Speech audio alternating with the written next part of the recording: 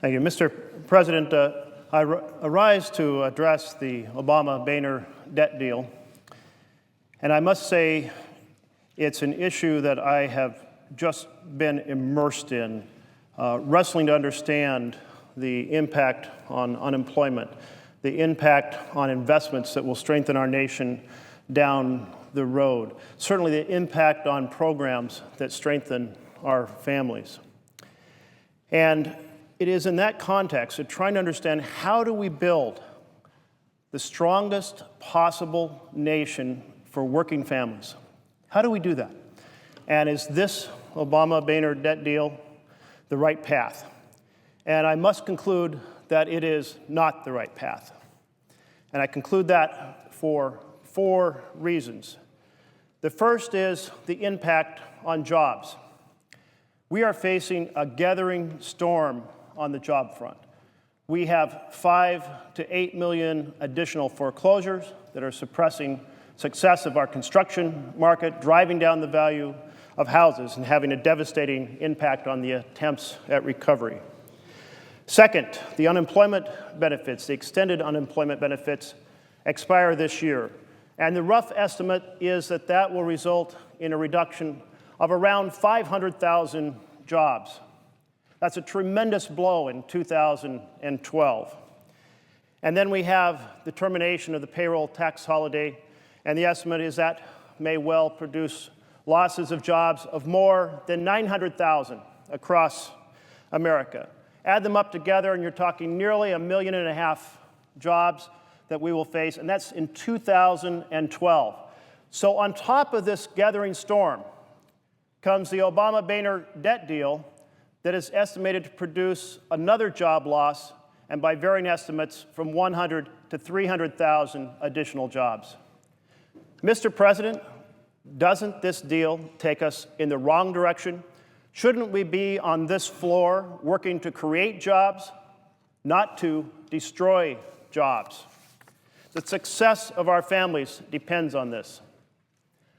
My second major reservation about the Obama-Boehner debt deal is its impact on working families through the concentration of cuts on the 18% of the budget that is the non-defense discretionary portion of the budget. This is the portion of the budget that involves Head Start, Pell Grants, in other words, opportunity for our children, our smallest children, success, university education, for our college-bound students. It's the area of the budget that involves investments in clean energy, involves our small business programs that support the success of our small business, involves job training that helps families adjust to a changing dynamic in the economy, and so much more. In this 18% of the budget, that is where the cuts will hit. And with the Phase 1 required cuts, or Title I cuts, in combination with the cuts under Title III, you have essentially a 15% cuts from the 2011 March CBO baseline. Now understand that baseline for 2011 is a very low baseline, much lower than 2010, much lower than 2009. It takes us back many years earlier. So you already have a very low baseline, and we're going to cut 15% more out of the core programs supporting the success of our working families, supporting the success of our smallest children, supporting the success of our college-bound children. This is not the path that builds a stronger America. The third factor is that while our children in Head Start and our children headed for college and our citizens seeking job training are going to take these blows, the wealthy and well-connected don't contribute one slim dime.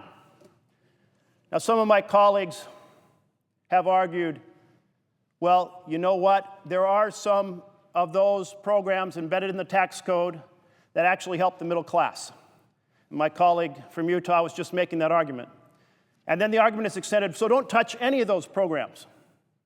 Well, if we take that same attitude towards our spending programs, we'd say some benefit the middle class. Don't touch any spending programs. Obviously, it's an absurd argument. And why is it made on the revenue side, those programs there, but not on the programs that are in the appropriations bill? Why is the tax bill protected from that, under that argument, but the spending bills are not. No, it's one simple answer. The programs for the wealthy and well-connected are in the tax bill.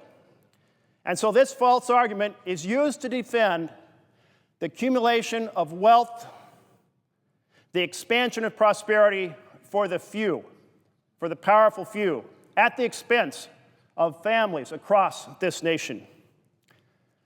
My fourth concern about the Obama-Boehner debt deal is that simply it was forged out of a process of extortion.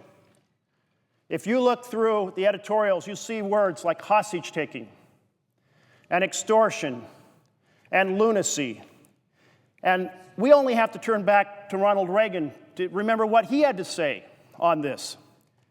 He said, "This brinksmanship threatens the holders of government bonds and those who rely on Social Security and veterans' benefits. Interest markets would skyrocket, instability would occur in financial markets, and the federal deficit would soar. The United States has a special responsibility to itself and to the world to meet its obligations."